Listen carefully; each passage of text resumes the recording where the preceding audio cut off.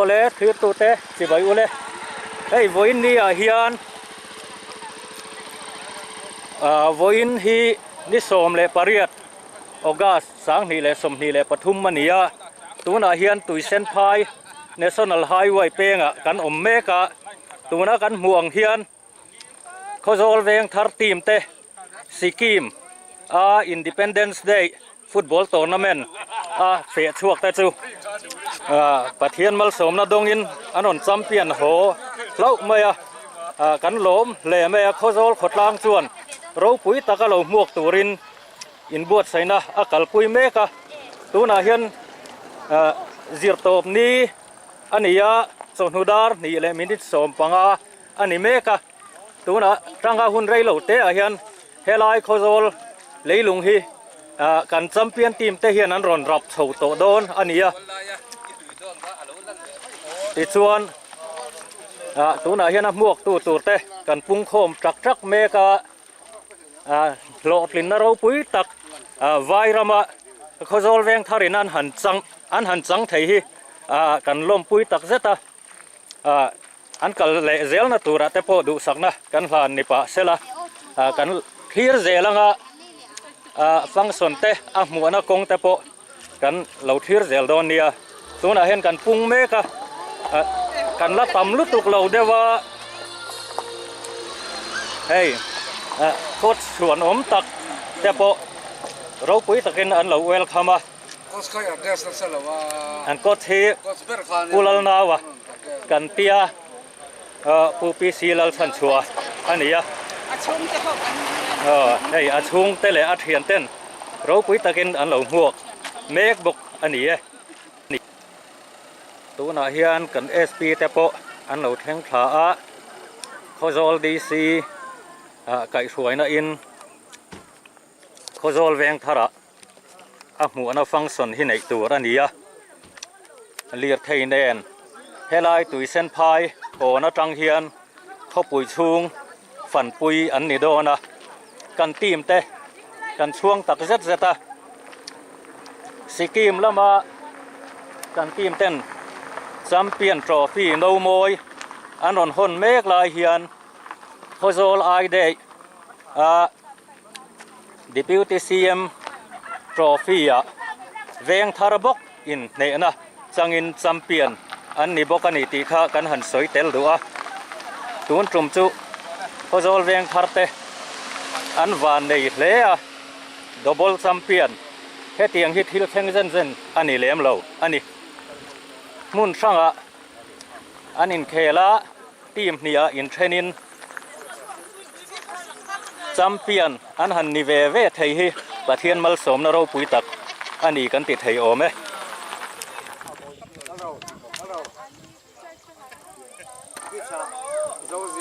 ziel pungan va zong le tek mo yan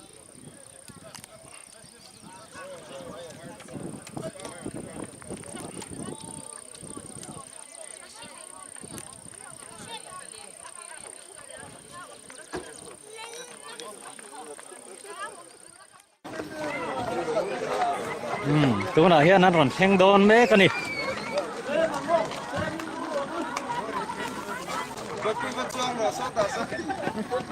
lỡ bắt đòn hay lắm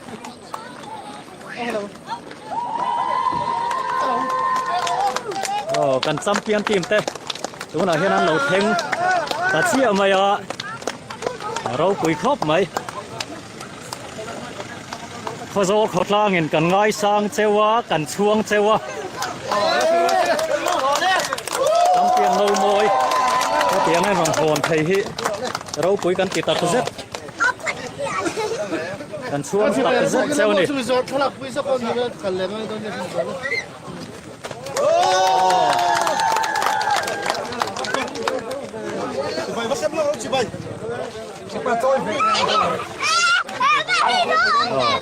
tuna hian an lo theng chia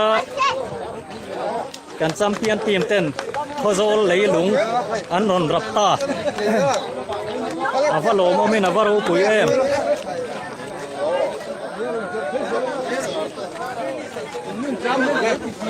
mole kulal kin sang ate kulal naw ate le kan player thatak tak te thoim na zara pathian mal somna khozol khotlang in kan donga an lom tak zet zet ani ya lo tin na ro pui tak kan sanga kan khotlang in kan soile soi nu veng thar tim ve ve ten kampian no moi kan han dong thei hi aro pui tak zet zet ani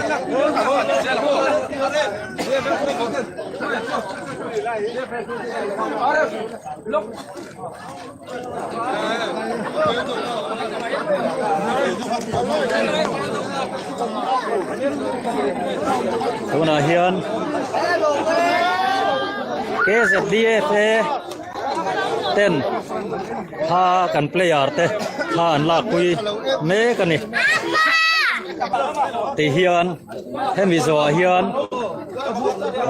kho pui chunga kan tlan lut do na tai don kon lama lut chawin veng thar lampanga kan kual thanga pu lian zuala tuala function man sun zom tu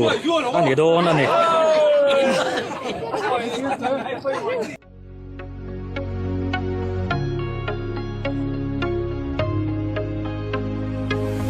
Wal bum kan moi a sang sang a moi bi lo kan fans te an lung ha oi moi kan choi kan tho man soi nai lo an nau ri hi am oi sang ka za puan som sari panga kuma an han din na ka tu na chuana per ya la kai ta veng thar ni nom zia ne hi a shi chiang tu per ke ni kat ni thei to chuin na sa de kin i chang ta na to len kan ton tu ai sam na kan chang do ne kan sang zel do ne no moi kan soi do ne to len kan ton tu ai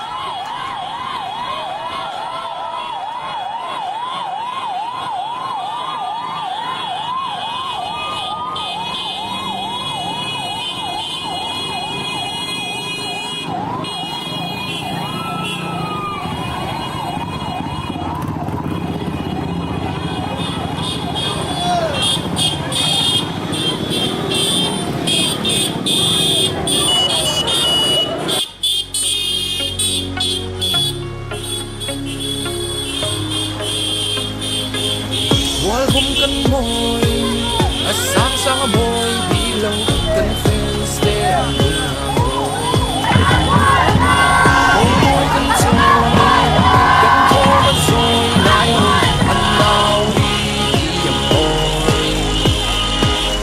Zakwa som sari banga ma an handil naka pura suara berhela kaida veng thar ni nom zia te hi ashiang tu ber ke ni kan ni ei to chu na sa de ki chang ta dole kan ton tu ai sakna kan chang dole kan sa zel dole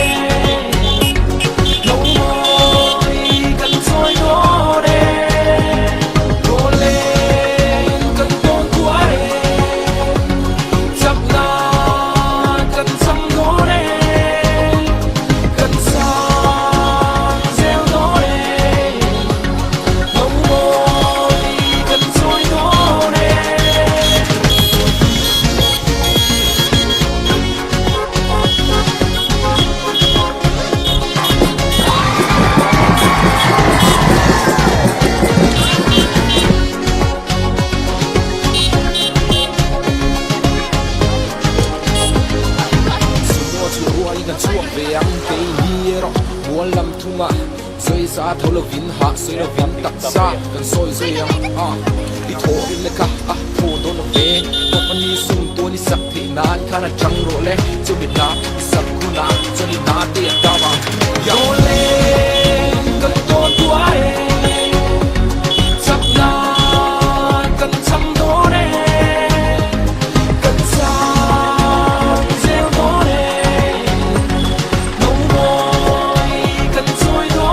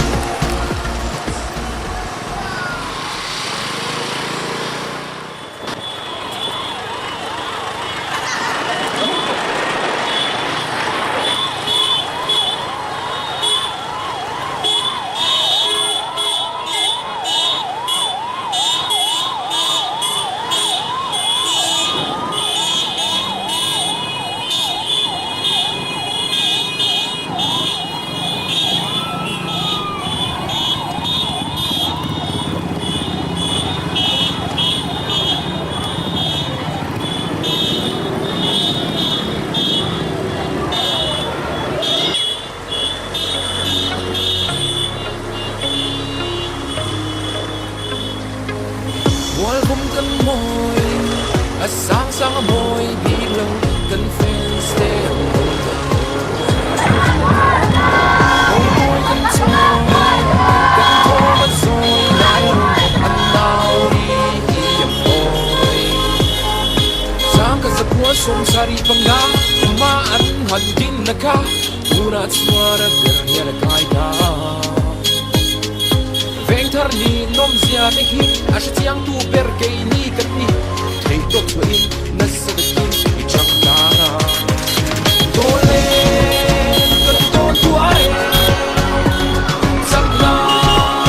kan chang dole kan sa zel dole no moi kan soi dole dole kan ton tu ai sak na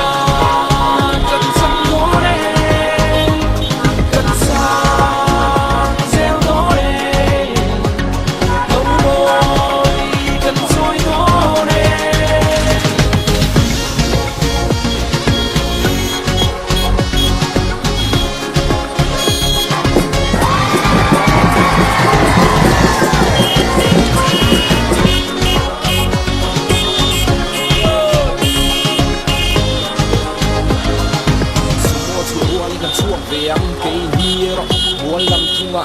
soi sa tholo kin ba se lo kin tak sa kan sol so yang I tho ri me ka tho don ve to pani sum to ni sak the nan kana chang ro le chu mi na sak ku na chu ni na te ta wa yo le kan to tu ai chak na kan chang do le kan sa je do le no boy kan soi do le yo le kan to tu ai chak na kan chang do le kan sa je do le no boy kan soi do le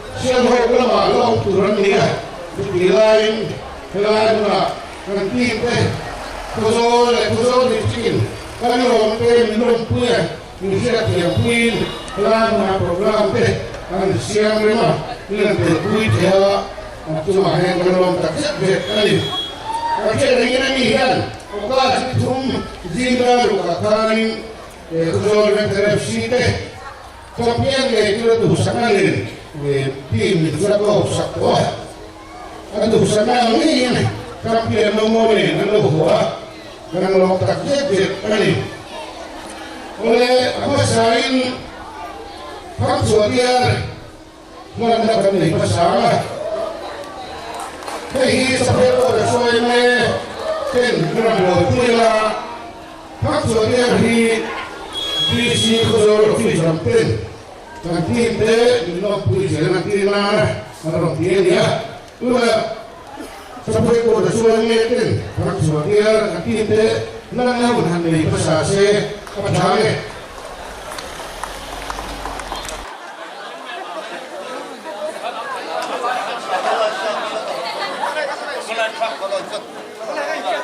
Em lain kan, kalau kadang-kadang lek main lomo.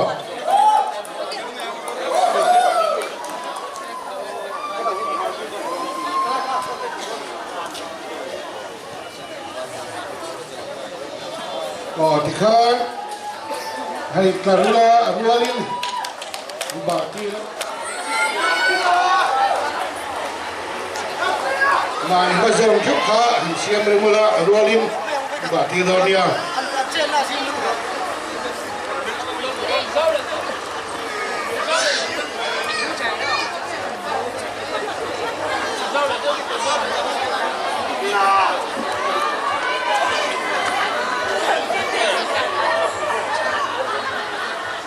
Boleh tu nak, tu seorang isi ofis kami nak, lampu nak, kami sudah, kalau buat sesuatu, sepuluh dah suami, kami ulang lagi tak kan, bagi saya cari, boleh lebih lah.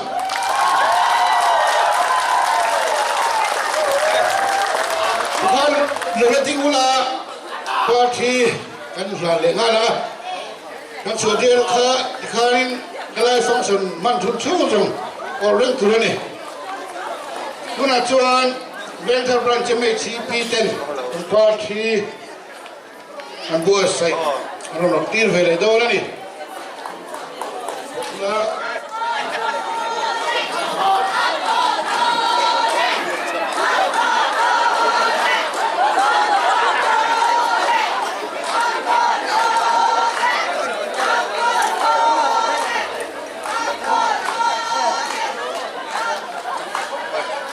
Boleh tu nak,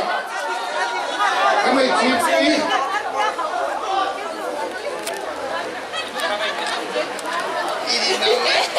cipi, kalau bengkel branch dan player letting official itu mana parti atau tislah. Boleh, kalau orang set ni, tekan player tekan boleh. Kan masalah, kalau makia, ini kalau tekan ni tak kini, kan, amni kalau makia tekak, kalau tinggal dunia, itu orang lomnan ikutin kut kalau pengen dunia, goalkeeper sa, Jonathan Dowler fila, David Laramaya, defenders, Laram Tarapachual, Lachakima. Lupuya, Laram Luna, Niki Lalmatsuana, Lalua Zela, midfielders, Rembuat Fila, Saringiana, Lalfak Zuala, David Larsang Puya, Respol Vanarsiat Puya. Forward, Lacrosse Moya, Luni Emes Donkima, Alphonsas Lamun Siama, Repsang Puya, Ani hi Zu Kuhar Sana Vangin Helamun Alokeng Taylor, Letang Puya, oh, le, coach. PC letan sua, manager lalin sana, physio kesi ngubiak sua, kan tim squad 10 dia, nanti hian misalnya, jorong mai levin India rama, PC melung poi motak mai, mindin sua saka, group level champion kan nei phone nuwa senior level hian champion na kan nei thei thin lawa ตูนหุ่นเฮียนสเตปโปน่ะแชมเปี้ยนนะเราพูดจากจังนะเฮียนกันทลายกันเซลตูเตบิ๊กตะกินโคโซลดิสตริกตันมามิช่วยสักะอันจวนเฮียนกันลงจากเจ็ดอันนี้โอเลตุน่ะจวนรีพอร์ตกันง่ายธรรมศาสตร์นะผู้เกษียณอุรเบียจวนละที่ออฟฟิเชียลท่านนะรีพอร์ตโดยเพศสักตุรินเราโซมัง ผู้ chairman และ deputy chief minister สองตักผู้ตอนเหลือเต็นุปาและกัน district บอสาผู้เกลโลรู้ว่าเต in district superintendent office or district superintendent of police ผู้ชวนเตะเต Kosol district football association ช่วยตู้เต MUP NG or sub headquarters ช่วยแม่และ MACP บ้ากับ Kosol join VC แต่และ NGO ช่างช่วยตู้เตเวลามีลงหัวกันพูดลงจอยมวยนะมีเราไปตู้เต Kosol มีคุยจุ่มอินจะว่าอิน Kosol เวงทะเลซีมิงินจีบกันบุกตั้งไม่เมลเจ้านี่มีเราลมน้ามีเราโดนสนน่ะส่งที่กันพูดเราตักจิตอ่ะอินจะว่าจุ่มลองถูกันสวยอันนี้มีปวดตัวเตะอันเป็นตัวนี้ละอามาสักกันสวยดูชูกันทีมหิ้งจุ่มจ้างไอ้เฮียนตัวเตะอันสวยมาสักง่ายเอามาสกีมฟุตบอลแอสโซเชชันเฮียนมิโซรัมฟุตบอลแอสโซเชชันสมนะไอเด็กกับสังหิสมหิเลปทุมสกีมขบุยเก่งตกาอันบัวเสียมิโซรัมจังหวัดทีมเดินตูรินสมนะอันนั้นเปียที่ส่วน MFA โคโซลเวนทาร์เอฟซีที่ข้าอินเตอร์เทนเงินมิโซรัมไอโออินอันนั้นเตียที่ส่วนเวนทาร์เกมสปอร์ตแอสโซเชชันงุ่มตะกินกันไงตัวแต่เราสามีตัวมังเฮียงกันเตียที่ส่วนถูกันที่ตัวตาจะมีกันสวยในชั้นจูโคโซลเวนทาร์เอฟซีฮันติเตโคโซลดิสตริกฟุตบอลแอสโซเชชันไอโอฮันติเตโคโซลดิปุยไอโอฮันติเตมิโซรัมไอโอฮันติไลคันจุลัยไอนใครเดียตังอจูกันเสียอาชัยกันเสีย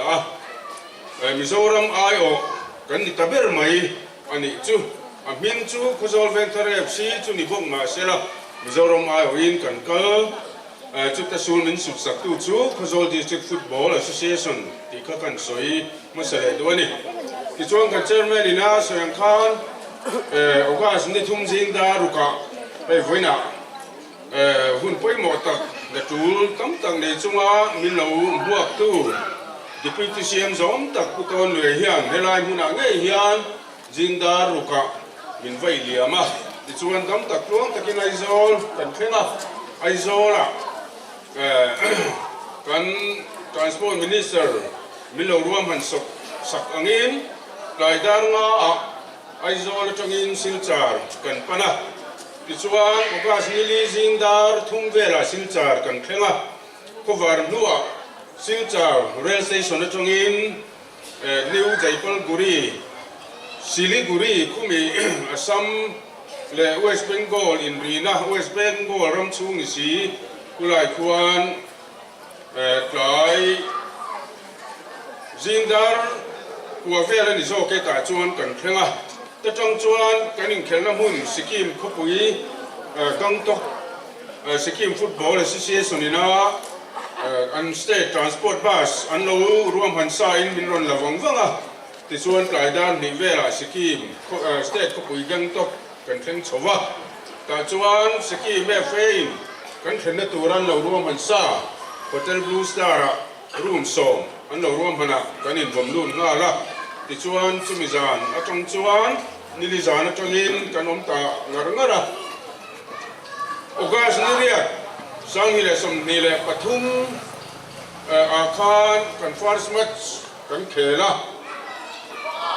จุมีก็สวยมากชวนสกีมฟุตบอลแอสโซเชชันเฮียนไอเดย์ฟุตบอลทัวร์นาเมนต์สังหิสมนิปทุมอันบัวไซโดนเฮียนอันมานิสเตชูงาฟุตบอลเทียมบีคลับเทียมบีทีมลีบาค่ะสเตทัวร์นามีที ทีมนี้อันเหล่าโซมาที่ชวนจุงซิงอ่ะชวนมิโซรัมทีมประคัดกันตะกาสเตทจงอินกดับูเอฟซีเบงกาโลร์เล่กาลิมปงเอฟซีเล่กันเชิงจุงกาเอฟซีซิลิกุรีจุงทีมนี้ที่จูสกิมสเตทโพนจงอินสมนะอันเปียที่ชวนมานีสเตทชูจงอินที่มาเล่นเอฟซีเตสกิมฟุตบอลโอสกิม Police 11เตBrotherhood FC เตเพียงชวนทีมเวียดข้านเฮไอเดย์โจฟี่ฮีกันเขตากันมัสเบอร์จูโอกาสนี่โอกาสนี่เรียกสร้างที่สมนิเลปทุมทอเลนิตไลจมิดาเรียกานสกิมสเตตาอันทีมชา Brotherhood FC เนี่ยเปิดโจสเตเดียมกันเขละแต่ชวนกระเทียนจันปุยเดินกอลทุ่งกอลขัดินเฮนะวันนี้นักันจังอ่ะจุดอาจวนเครสโปวันนั้นเชียตานี่จีนักันดินตีโตเตแล้วหุ่นเสียอันอัลฟอนซัสแล้วหุ่นเสียมานี่จีนัดินโตเตโรลุปุยอ่ะนี่จีนัดินโตเตขานกอลขัดเชือกทุนินเลละมินกอลขัดมินนทุนเวปกติอย่างจวนที่วันนี้กันเขลขันนานเนี่ยนักันจังอ่ะที่จวนโอกาสที่สองข้านักเขลนี้นะเซมิไฟแนลจูเบงกาลูอัตราโลกาลกอตบูเอฟซีเนี่ยกันเขลน้ำหุ่นง่ายจนอุดรเดียกันเขลเลยที่ตาจวนวันนี้เข้าตะกินดัลโครสโมยเลยดัลชักกิมาเทนกอลขัดเวคุงิน2-0 อินเฮนะจังกันจังอ่ะที่จวนไฟแนลกันลูตาที่ชวนโอกาสนิสมเล็กงา Independence Day กันไฟนอลเขลหุ่นตัวรัวมันอันอย่างนี้โอกาสนิสมเล็กงาจังหวัดเดียไฟนอลเขลตัวรัตีกันนี่ไม่รอจูสกิมสเตตินกุศลตะกาไอเดย์อันลมเวอวางินจนหุ่นปังงายรัวมันด้านเดียกันเขลจนมันเชี่ยวว่า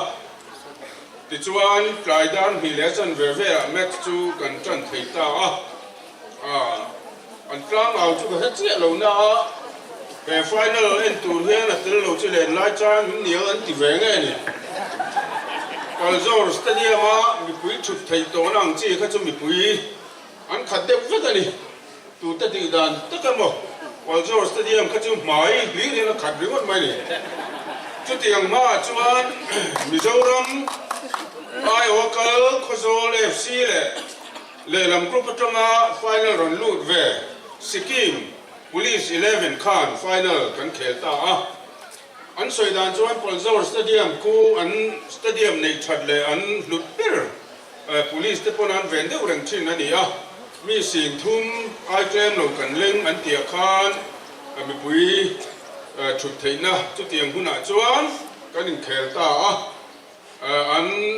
State Chief Ministerอินอันหุบเนี่ยมาการิงเขลบุลจันพัดอัตรินไอ้เงาน่ารักที่ชวนฟาร์ซาฟะลามจิตินเล่งอันนั้นโซ่เล่พวกเขาที่ชวน second half กันเขลชุ่มจ้ำเลยfinal match Independence Day กันเขลอาคารที่วันนี้เห็นกันจังจุดตาชวนนัลครอสโมยันโกลฮีโมยตะกินเป็ดโกละเลรำทาร์ปัจจุบันวินโอ้ยตะกินโกลขัดอาคุงพวกเลลามินโกลขัดมิรันหน่อยเวซพวกอย่างชวนที่วันนี้วันไหนนะจังอิน Independence Day โจฟุตบอลทรอฟี่สกิมฟุตบอล Association อินอาบัวเสียแชมเปี้ยนโนโมยฮีอันที่มินิสต์จอมตะเคียนจังอินกันจอยแต่ลุ้ไม่นี่กันลุ้เลยนี่ก็สุดแต่เลยดูลูกชู First match เลย second match กันแข่งขันสกีมาเฮียนมิโซวันอมเวลโมกันติดทีนะFacebook เวลจังอินโซเชียลมีเดียเวลจังเฮียนสกีมาเปิดเฉพาะขัดลวงมวยนูปัสสาวะในเฮียนมิลล์มุฟูนมาอยากแต่ชวนโคโซมิโซรัมไอโอเต้นสกีมา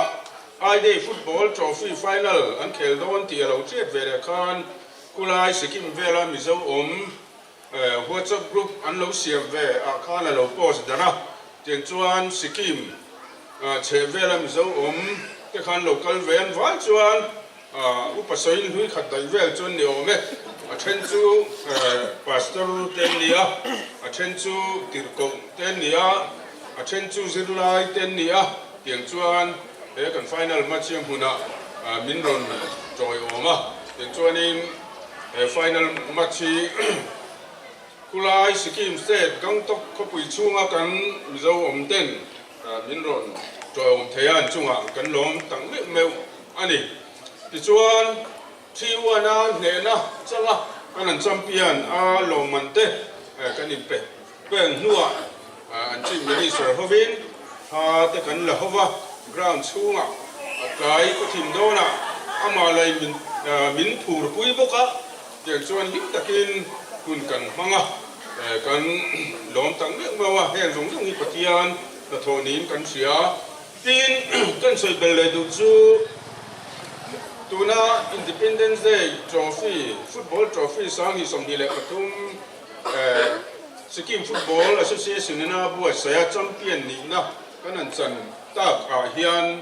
qualified ngal kan nei lo mai chu Sikkim Football Association in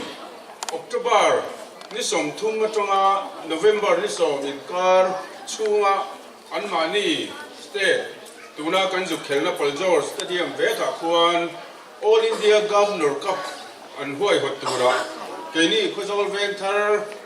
FC team Mizoram ayo te kha qualified ngal kan ni a chu kan omna pakhat ani Mizoram ayo in Sikkim Football Association in October ni som thuma ni som All India Governor Gold Cup abuat saitura Mizoram ayo in keni team hi tel theisa puan kan ni ifa sei o go ani chuan atawna kan sei du chu he tournament machon tura kan ngai tuana an kalchan tira khan an mali pheng tu ten kan kal lam le hon lam te tin kan phen na muna kan sen so phen man zong zong kan lo tumang tum sakang chawan ti rol khan buat sai na tan sum le pai tam tak bung ruwa te po kan mamo kan le maya chunga chuan kan khotlanga kan officer te le min phal te le na changin thil pek kan dong nuala abik takin kan deputy chief minister zom takin sum le pai thanem tak in tran puina min pe a tin khozol ko pui chunga kan sarkar department officer chen khat PHE PWD electric te tin khozol a kan sarkar ho tulu ber kan district borsa pukel ro du aten sum le pai ten min tran pui boka tin pilang hing lui ten kan ofsa no takhi min tum saka tin kan mozapun tur CLS sports in min tum sak boka tin chumi pialama ni china ka sei tong khan abul min chan saka tun thlanga min la boi pui zui tu Khozol District Football Association in sum le pai min paya tin chu le poi mo zong sunga an nin min boi puya an chunga lom thu kan soi mol mol ani ti chuan final kan khel zawa champion no moi kan choi ta a on konga ni som le paruk zindar ruk le chan vea gantok khopui tangin Sikkim State Transport Basin Sikkim FA min kha lea chuan Siliguri atangin welin kanon tlan charchara Gauhati kanon khen nuwa Gauhati tangin kan pho khonga ti chuan nimin chonghadar som pakhat vela han leng pu airport kan ron khenga chumi kan soi tel khen chan chu airport kan lu tong khan tuna kan ofsa thi kan hathik sia airport ta tu nei tu airport police le thona lama thok ho khan heng hi airport suwa kan choi kol zelo thei si lowa apanga champion teng zi pu kai bok sia an mi tale te niang chu airport chung a te khan tha te minan la puya mi ti zen zen lo te kha minan ti puya ti chuan thona kan lu ta thona kan on chuang ta leng pu airport กันจุ่มนัวจำเป็นทีมกันนี่ที่มินเชียดปุยตู้โทนาถกไปลบเตะอย่างนี้ดินุลเฟลชาวข้าข้างห้องข้านี่ท่าลาปุยเจ้ากันตัวภาษาจะรงมันชัวเวทนัวท่ากันลาปุยโดนเจ้านี่อันที่จุงจูสับจงวิกินันซอยนี่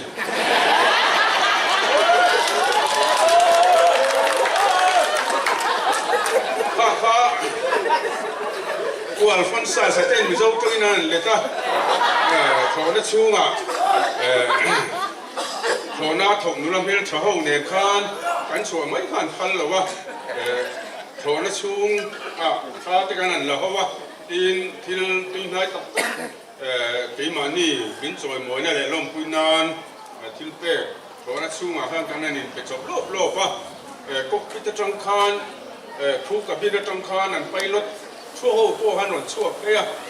เขาหน้าชูงเริ่มเลยเริ่มลวินเขาหน้ากันหนชั่วโดนเข้มคานเตียงจวนมีลมพุยตูเตะกันตรงกันนี่เขาเล่นี่เลี้ยงคุยพวกกันลงเห็นนัวก็โซลเวลเฟร์คอมมิตี้ไอโซลกันช่วยตัวเต้นเลี้ยงคุยก็จะบันดาลโมตักลูตารินมีลมหัวก็ดิฉันก็โซลวิลเลจคาวน์ซิลกันห้องตู้เต้นมีบัวใส่สักสปอร์ตโอ้มิโซรัมสเตททรานสปอร์ตบัสอินเลี้ยงคุยจะกินไอโซลทั้งอินมินชัวยะกันลมนะมินเบลชาตูประคัตจูมิโซรัมไอกันโอนี่ที่มินเชียคุยตูเลยมินตีร์ตูมิโซรัมฟุตบอลแอสโซเชชันนี่เล่นคุยกันเปิดตัวนู้สิมุยควันชุนโจมิโลบัวใส่สักจุดอาจวนเมฟซีเนียร์ไวส์ประธานผู้พิซีวันนั้นสวยฮอวินมิโลมาบันดาลเต็นมิโลดงสงะเตียงจวนชุนโจเต็มมิโลบัวใส่สักเด็กคนนี้มินะมิโซรัมฟุตบอลแอสโซเชชันนี่สิมุยมิโลดงสงบกกันล้มตั้งเมวอันนี้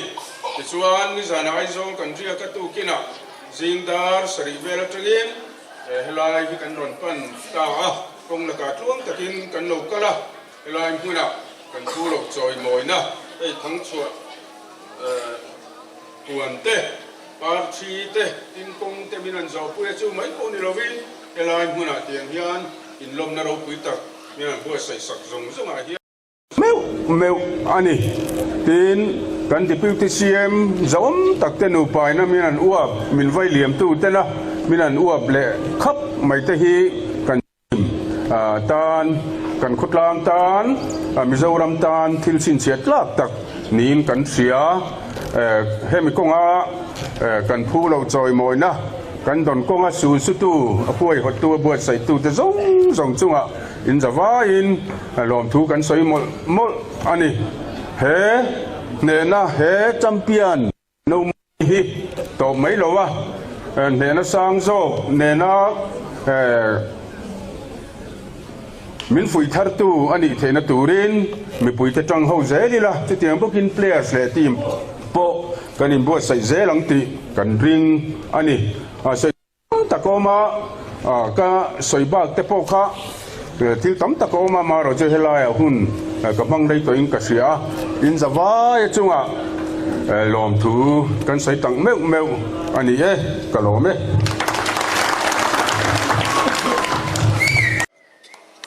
ทุสวยดูออกตักเตะทุสวยดูเลยโผล่ตั้งตะกันออกมาทุดีรัวนี่ทุสวยนี่ปฐุมกันรัวมานะไอ้พวกที่ไรโดนหรือว่าจะว่าอินหรือว่าพรำเสรีลาทางนี้ก็เลยตัวชวนคุโซซอนวิซีเจอร์มันผู้วาเลเซียมาทุสวยดูรินเราซ้อมกู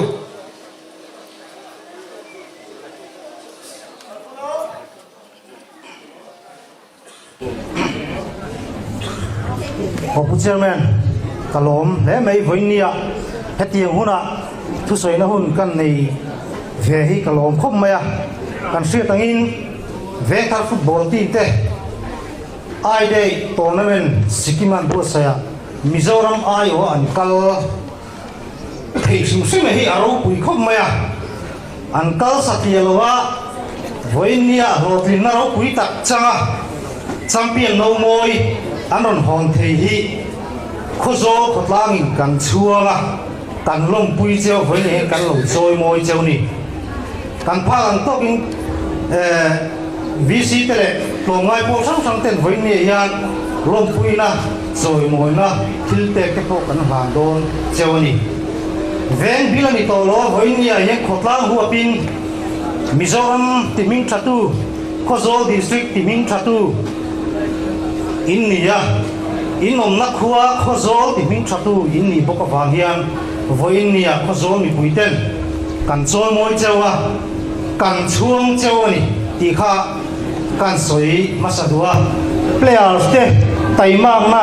thorim na aro puya tin timen kol tu te in pek na aro pui boka veng chung mi pui te chan rol na lein lung rol na aro pui le boka chu wang chuan Mizoram le Khozol district le Khozoli aro pui na a ming that na kan lo ho thei pa hi alomom kan ti khop maya voini he kan chuang le cheu ni ti kha kan soi duwa tin ka soyang khan veng pilani to lowa hun kal zel tura po choi moi phu choi moi tlak khotlak anga veng ang te po kan nomani chon kan choi moi zelanga kan in long pui zelanga hei hian voine kan hun man hian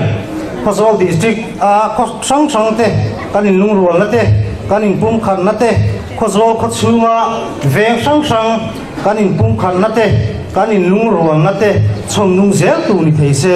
ka du hle me ki kha kan soi duwa a to bera chuan voinia local khon te a bik takin thalai te hena hanin cha du le han zo du kan ne ya voinia het yang din hun kan thleng theina chana hi thil tam tak a omanga thil tam tak zinga chung thil pani poi mo em a oma pakhat ka soyanga a pani na ka zo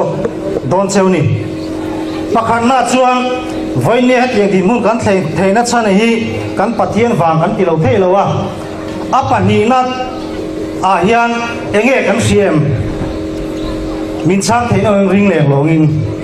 eng kan ni wange voini hian het yang din mun kan theina chan hi se kan no me mo adik lo kan firang cheu voinia het yang din hun kan theina chan poimo em pahni na chu district kan ni wang ani district khopui district kapuan le ataka function ni lovila he in muni kan thleng thei lowang Khozol Vengthar football team hian Mizoram ai in o thei don lo ti hi mi ani leng lo chun siat thiam ka ringa tin mi a pon voin ni tang hian kan siat kan du bokani thil tam tak chu soi sen ani lo district in district kan ni wangin district kapuan kan ni so khari so kha du sak na kan changa bial tu mele Khozol mangai tu kan na ya chu wang chun voin ni kan district in kan khoi ma kan so na chu lut na voin ni thalai chen kan kha chho zel don ani district lut ma hi kan siat lo amin kan sia district lut na a that na a hlok na a ro pui na hi nu le pa te chuan kan chor tam thei to lo mai thei a chor tam thei tu chu voin ni thalai lo kal khom te ni chu wang chu a lut ma hi kan la chor zel don kan khiat zel po poi mo in kan sia ama chon thingklang kholian sakhi ha kan ni ve ringota tu na chon khopui nula khopui tlangwang khopui nu le pa in ni to kan ni to ani hei hi apoi mo khom mai kan re ru su khek le kan ngai tu na te kan chet pum po hi district kan ni mai chon tu na hi na cham kam to khopani kan thalai lo te po chu wang chon hei hi district na aken tel missing po min develop vek mai kan rim su khete chu district lutmani thalai ten kan la thor zel do ma chu wang chuan tu na hian kan district in ma so meka district Khopui Khozol in ma so meka thil tam tak ti pui tin ani to amaro chu hun arei lo ba thil tam tak laki man lo te po mani chung chu ti puitlin ani theina turin district hian ataka ani turang ani theina tura ke kan pen theilang chulang chu kan hoi theina turin voini em thalai lo ten ngai tu na kan ma poi mo kan van le ko zo district ko zo ma ngai tu Mizoram Sarkar qua thil ti thei tak deputy CM putong le kan nei hi kan van nei em maya chumi chu he district puitlin na tu ta thei to chua min ti thil ro pui tak tak min petu hi voini em thalai ro lo ka khom te hian kan halam huna ta ra hian chulam chu kan hoi thiam poi mo kan halam hun kan thir thiam poi mo in ka khia thalai ro ten chu chu ka in cha wa chuang chuan khopui district khopui enge mason lo kan ni theina turin mason kan ni theina turin chu chu thalai ro ten kan ngai tu na mangila kan district ta na thalai ro ten kan hoina la piang hian kan fin thiam chuan ma kan som do na ni ti kha voin ni hen kan in cha duwa chulom hoi chuan ke ipe na mu tunge thil min ti sak thei tunge kan khota na mi tha kan district ta na mangai tu kan district mangai tu tunge thil ro pui tak min ti sak thei tu ti hi voin ni hian ingai tu mu chulam chui hoi mu thalai rol ten ti kha voin ni hen kan in somin kan in cha do ni kalome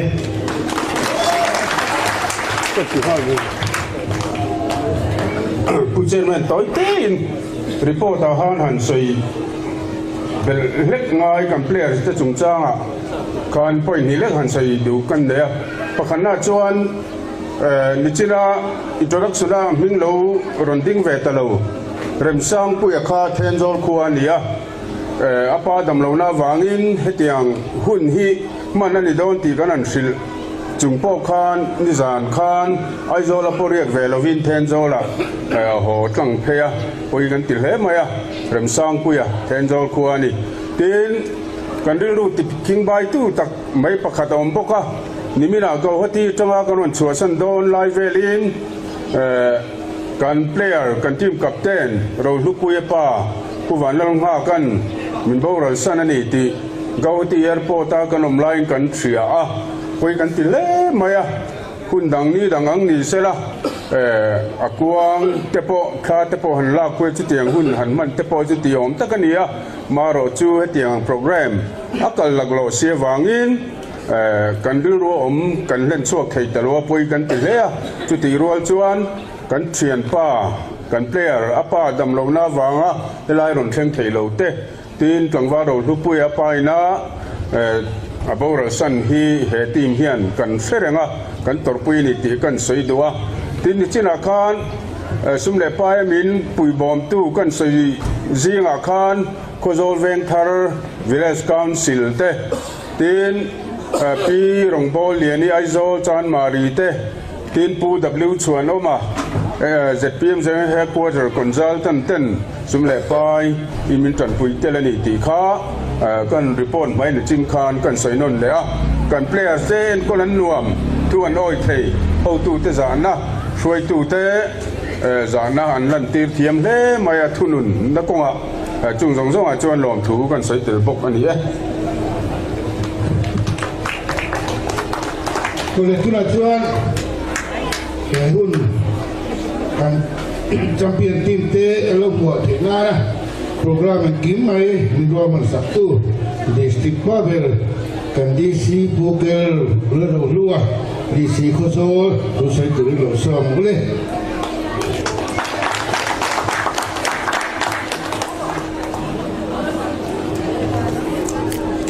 Chairman kan Deputy Chief Minister Zom Takle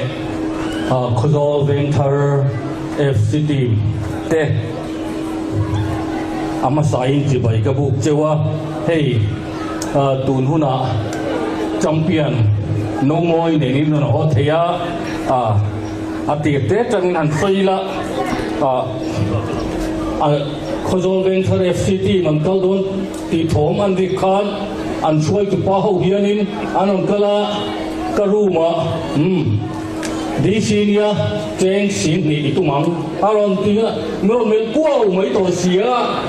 kan deputy chief minister in singa tunga nang chuan sini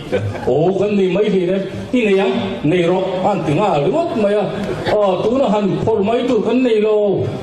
kal phot mai la VCP ku da tu fakane na kalu da mai don nia katia lungoi ta khan kai kha a flak of na lama khanin Deputy CM khaka joy om vea daru vel dia kan player ho kha kan ena azin tholim phak ve ta khadi se an champion zo do first round hai anon thon ho mai ti kha kap mu dan ya khati lai kap mu dan le tu na champion cup ne na ho hi chu an bel that anh that le ko thì anh khel kha va in ten chua với cả first match akhanin last 15 minutes akhanin claimin an nervous deu lekin miss pass teka an nga deu lekin ka fia chuanin final match akhan helaya khozol ven thale zu chi ain khel boxia chuanin sikhat gol khatam thung khanin puang ru ka the ka lo han chila khozol beng thar sikim akalten 1-0 in man truai ante kudan beng dura tumi lu loka gol ni na lu le che khani 2-0 ni leta puang ai han pun ti le deu sa to chong lu da phal to lo tia thì anh game bù rồi cái đằng vít các ta chịu bằng cho nên buồn là phao tổ về anh kia anh đi đến ta ka 1-0 ni an tuan khanin official bench thungami coach lam khanin an lam dual ma maya khatian game bo ro khela final ni boxia tu wang na rem lo an ti kha om khup mai ka tia chu kan ta lang du sim sima an game khel mu dom kho final ma cha pe pakatan soi pe le ne puang ai ne kan chu du da ki jersey number 10 ki yel ko ta bule chat to mai i athiam le sia tu be ne ka chiang le to lo athiam le sia ki ti thing di man tu man ni ki atang ul ni ki eng ting ne phone dan te oi ti ka tia ka lo tang em ngot me khatian bo ro vel kha kan nia apui khop mai hei hetinga champion cup ne na ron kal the hi ani zan ko eng ting ne thu ka se ngo ka te da ni da thum le ka ngai tu na sa khop mai ma se tun hu na tan chuan khatiang han soi vak na hun kha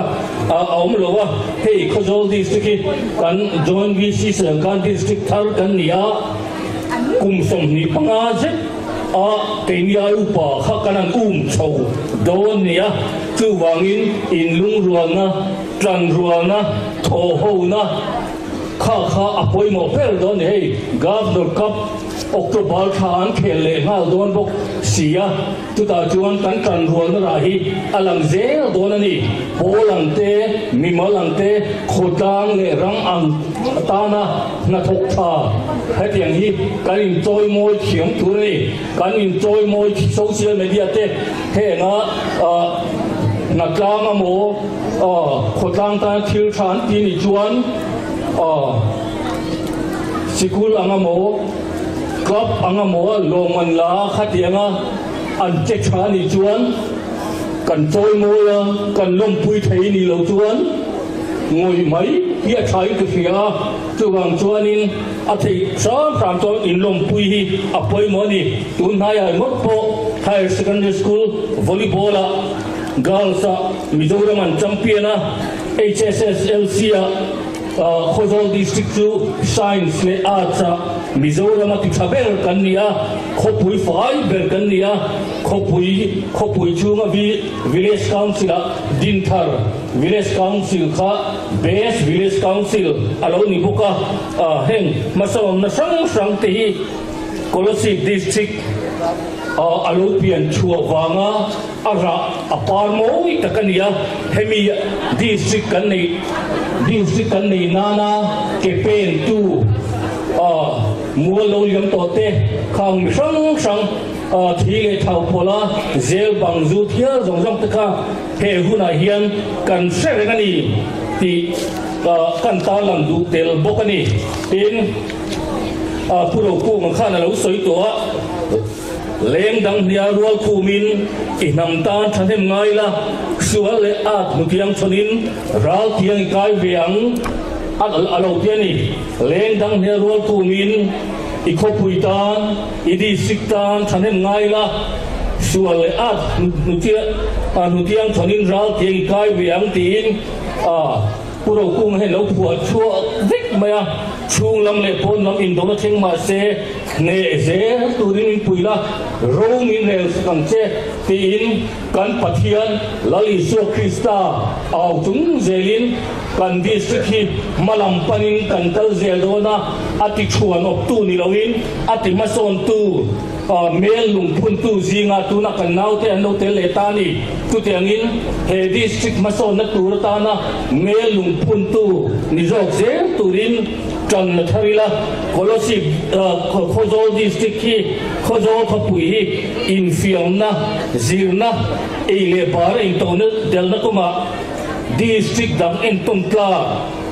district khapui district in pum khat in lungrual ni zel turin tang ila thar zelamu ti hi voinia hian ta in cha dun ye kalome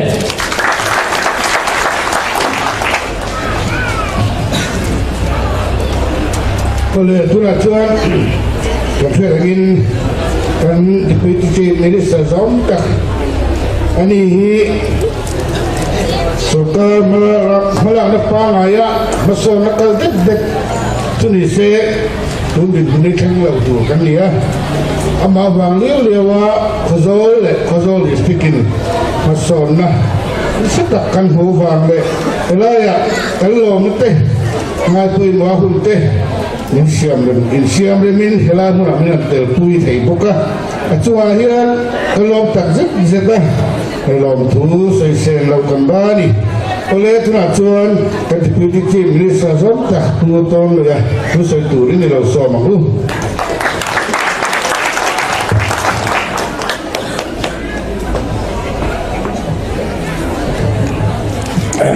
Chairman để làm press duom tak tak te zanin chai hianin Kodol Bank Thar Football Club te Sikkim an suk champion na ko chung an lo lo reception am na ni lo don son na fel fai tha tak mai buat saya om na tel the kom hi wa nei kain ti kan lai tha ta khanin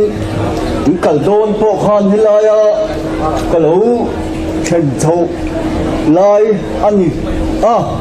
chu ta chuan zinga khan choi main kan in vai liam khan ni khami tu khan tong tai na tenen ani tha liama du sakna kanin la na ma se kan thin aphude de pani với niềm hít đủ mà ít là cán bê sinh ngắm lầu ám ai ở đó chú in thổ rim na in trần hồng na in tụm rụ na vàng in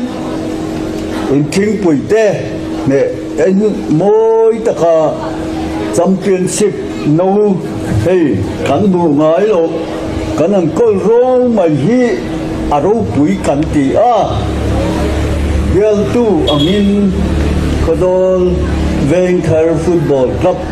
te kalom pui na thu ka lan chuwa chumiro chon khotlang mi pui te khozol mi pui te kalom pui na thu ka lan chuwa district DC le district football association ten in boy pui na zonga in lo chin na hian lom thu ka soya in zawaya tho hong na le bị tổ ngoi tê rồi vốn không na atangin với ni heng kan championship ni na te hi khen thei kan ni ti hi kan bu chiak thewin karinga chu ba ngen với ni hian hemi hian min jir ti chu hei hi ni ro se championship kan ni na hian min jir ti chu trần ruộng nó lệ thổ hậu nó hi chặt nó na ra đi tị hi min dịch tị xe la tị cả đủ anh đi tị chuan cần tim tế bộ tim work thật tất nên in khen lộc chuan để har kha cái tị in cả phía in khơi ngà in tim work thổ hậu nó thật tất nên in cho vào in lâu in nghe ni về cấp tôn na khan với na championship nâu hi trôi tiêu cho ni tị kha chiang lệ với ni hiện in cẩn chặt na hiện thiếu tấm tắc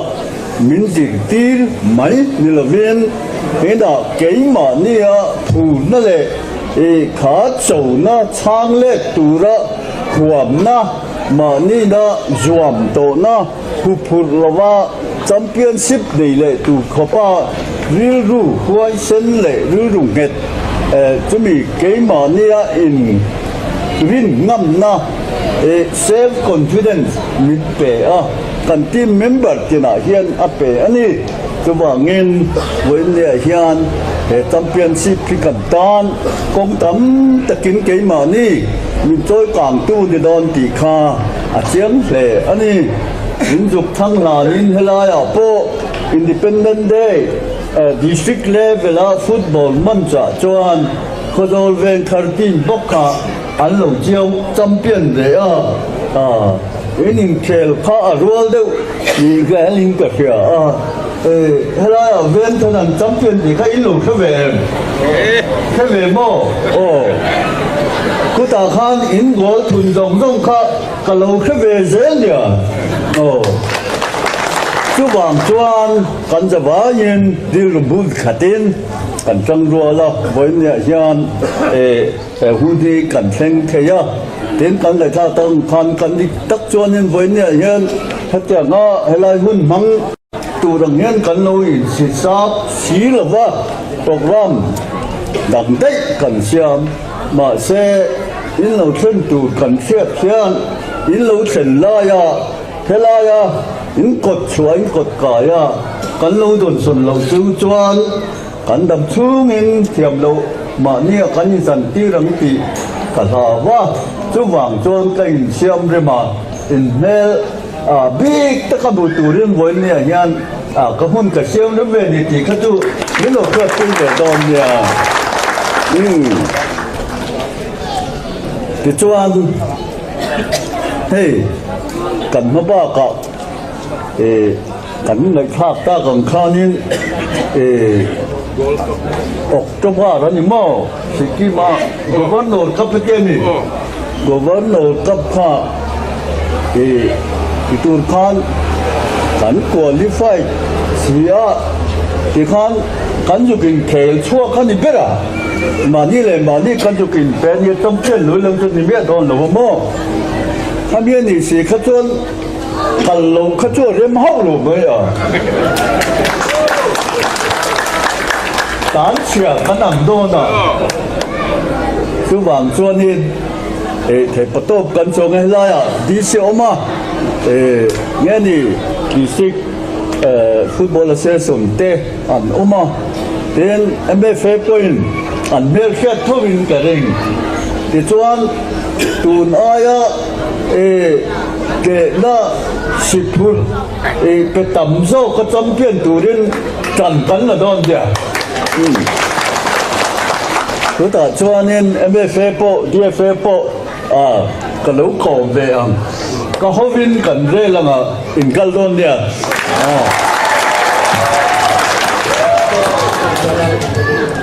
ole hey kadol ven tarhi mana po khanin again in ken ma sa ngai champion tu he ta khan inter district ka khan champion na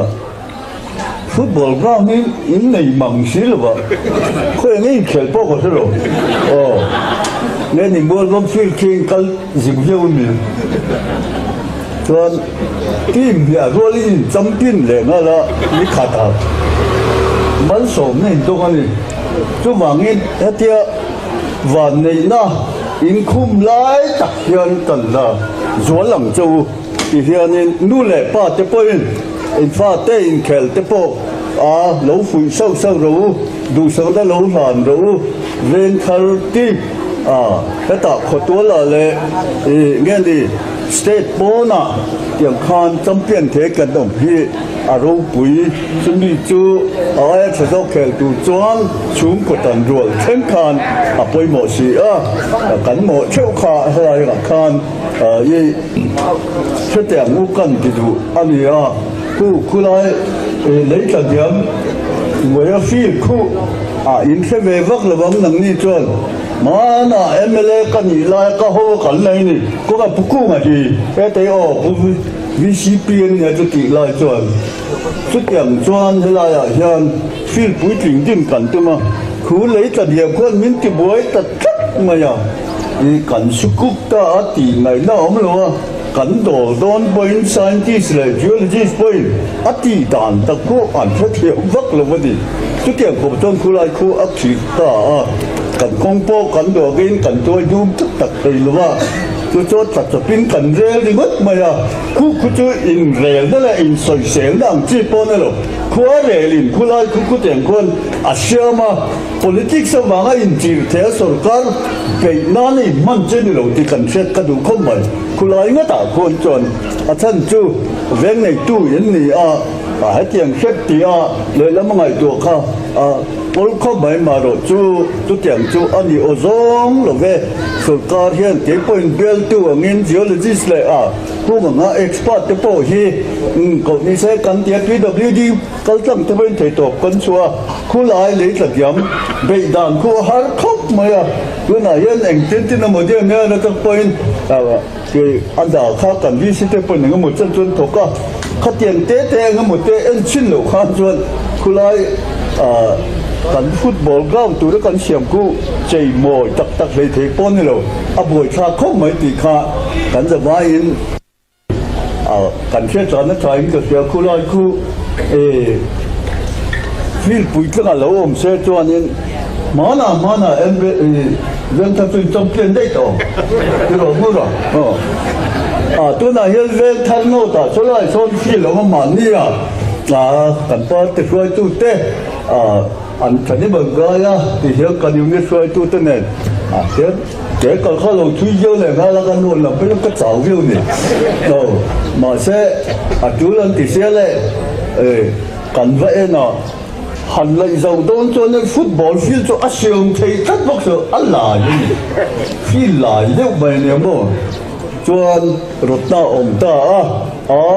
cái tài nhân football này là viên futsal ground đó cho tụ tháo đi là cái là mình thì ta cho tụ đại hiện futsal ground tụ đến cả đi tới cái là màn này amuna cái gì gì đó tới ưu tiên về trong năng cái là football đi lo viên futsal ground khu lại con thật tự xem tụ đến cái gì bớt sấy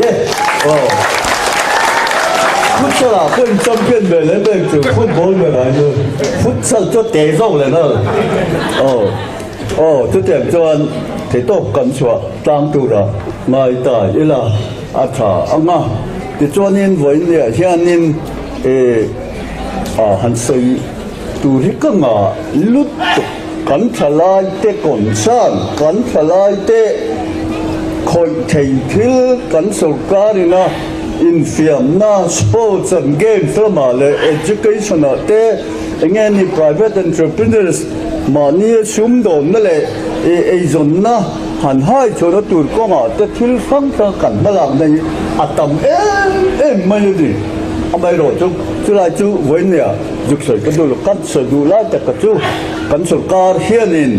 thay lại thế mà qua mà nhìn thấy tốt chuyện in film đó là mà sports and games đó mà thế education gì na là mà thế cần cắn lá này thì cắn sợi với nè hiện có chú mà một bộ sports infrastructure cắn thì adu well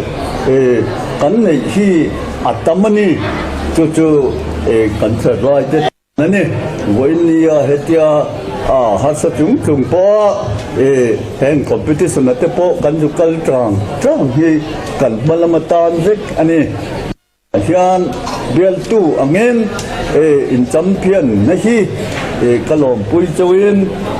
thầy to bên dục chuẩn nó lộ trình nó những chẳng hi Kodol district headquarter Kodol Kotang Tan po những thật đó nè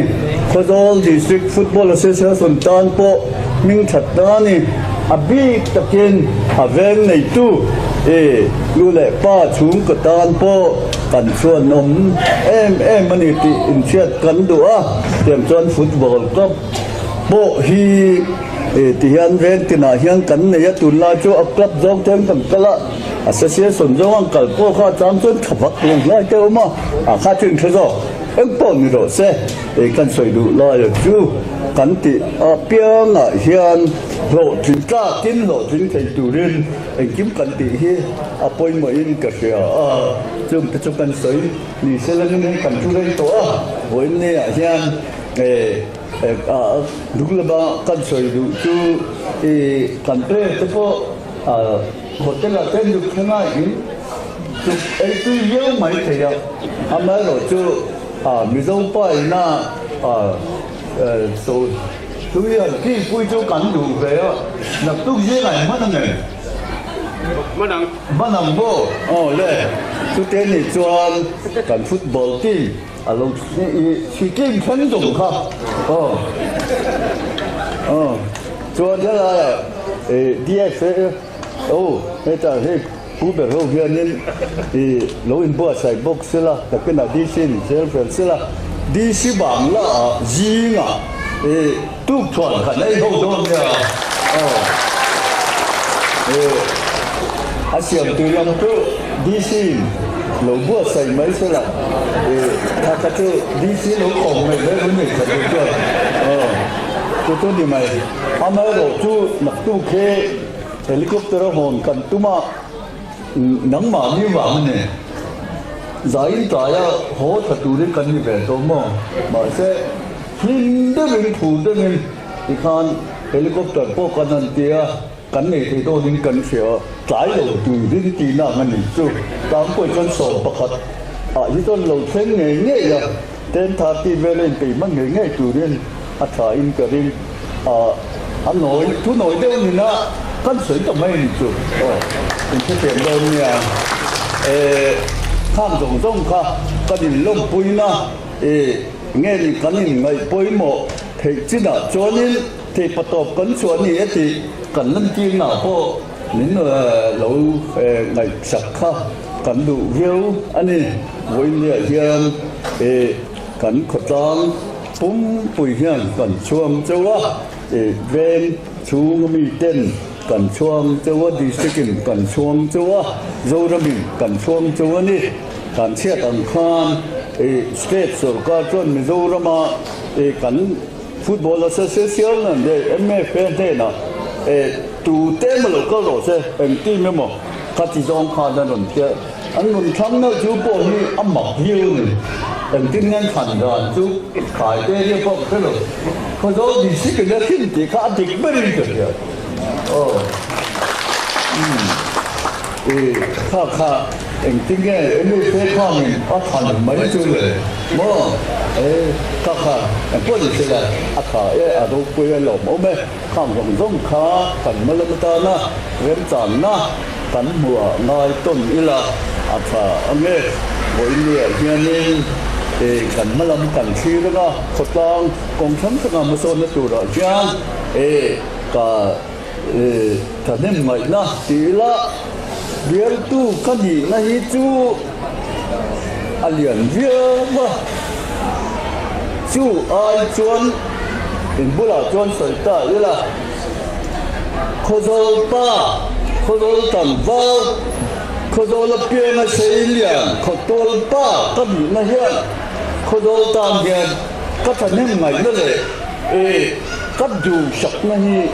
min pot na in nhiều cái gì min để sợi ta cái chuyện này rồi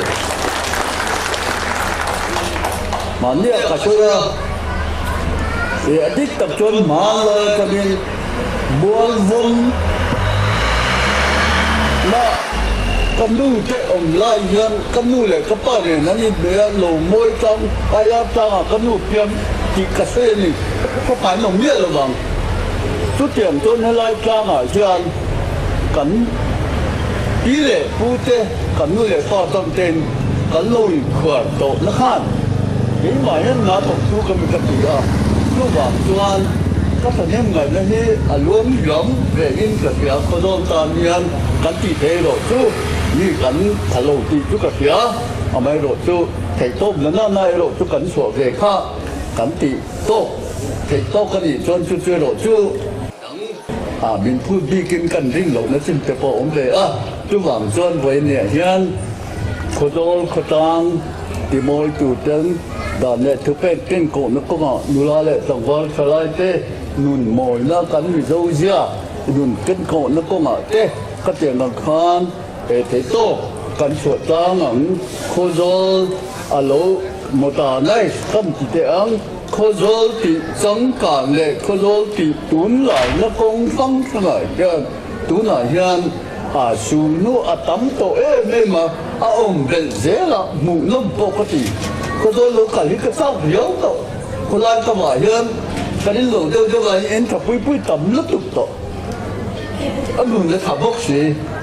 chú bằng cho nên khô dô kia thì thấm nhận từ đến với như là hiền à các chị con à bình đều quân các thành em ngày đó tụ căn xây à biên tu căn nhiều gì à các xây tụ bỏ đi về anh cái kia à căn sao không biết là căn xây phải về liền số anh lúc cái điểm đó nha ở đây căn cái đồ lên cái football các tên nó thì nó căn nó vui luôn cho em tên nó chính ra nó tụ em đủ sống đến sáng về căn là chỗ cái đồ đấy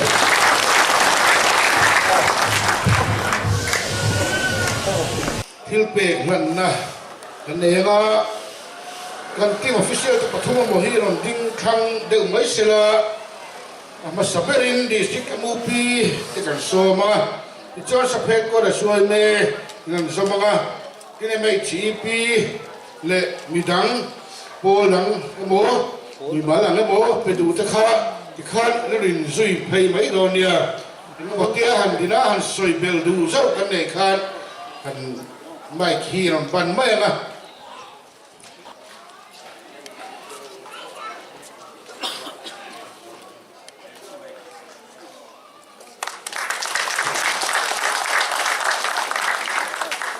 sắp hết qua đời xuống mê thế rồi xong lại lên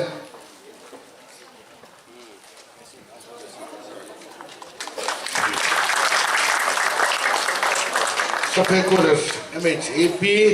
rồi xong lại lên Ikan ni mal mo pol petulang kha her ma harin kar le meula thange iron soi ser maidonia la yan kon sa si ten lompuina la dore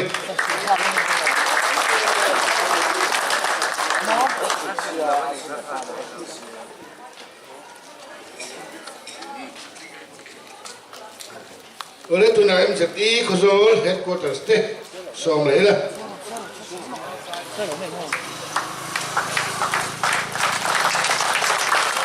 MZI Khozol headquarters te lo me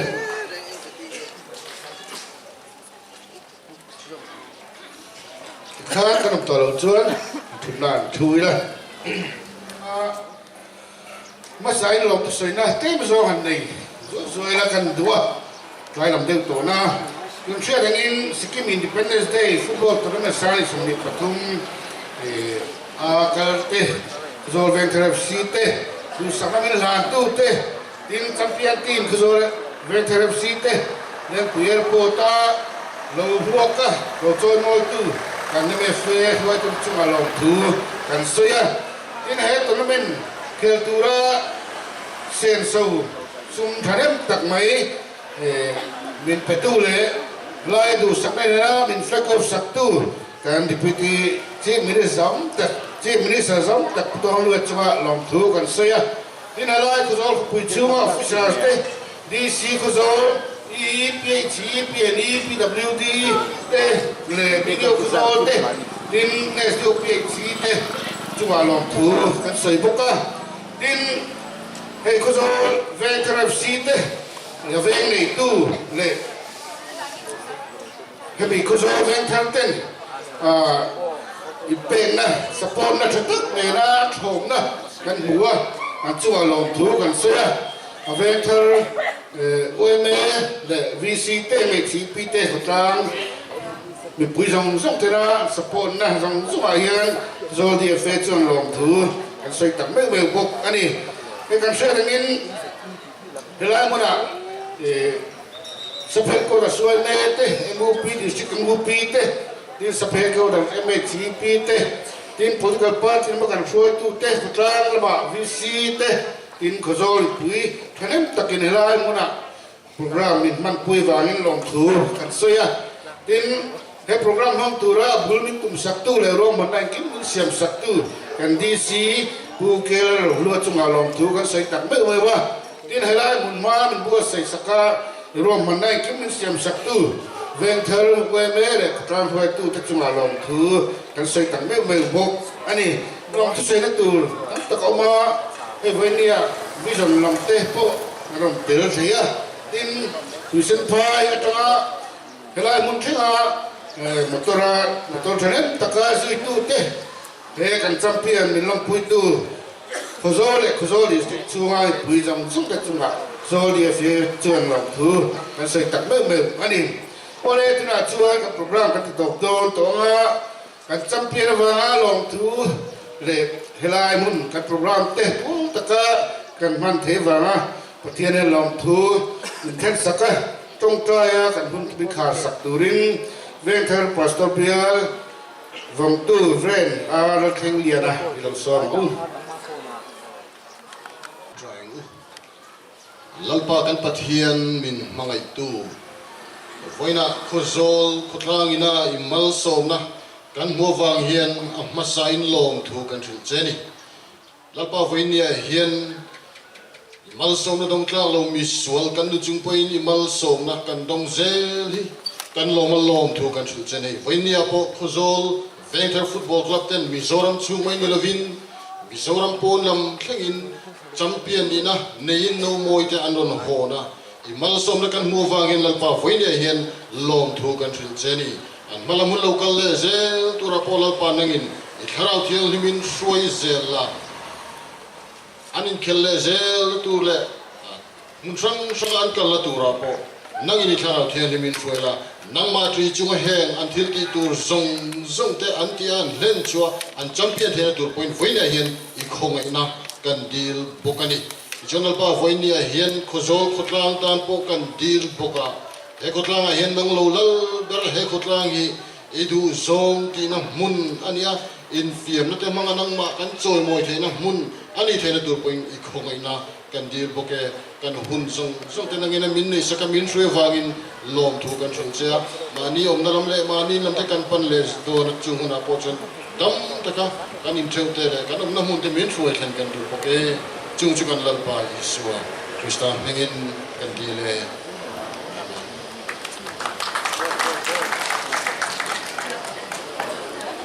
hello me tikan player team lam ka tula thu la kan chu photo session te po khawm lo thei do lo wa a boi noi lo nan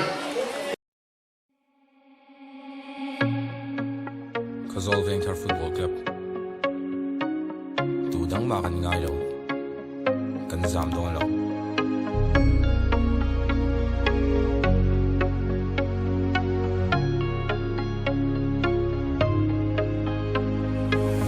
wal gum kan moi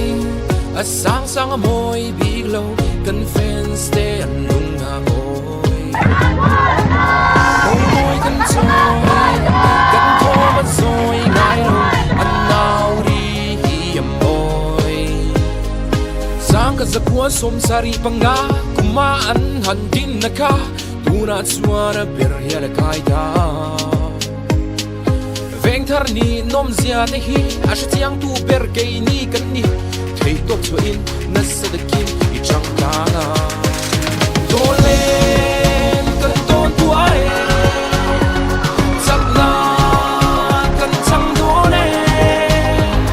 kan sang zel do ne no moi kan soi do ne to len kan ton tu ai sak na kan chang do ne kan sang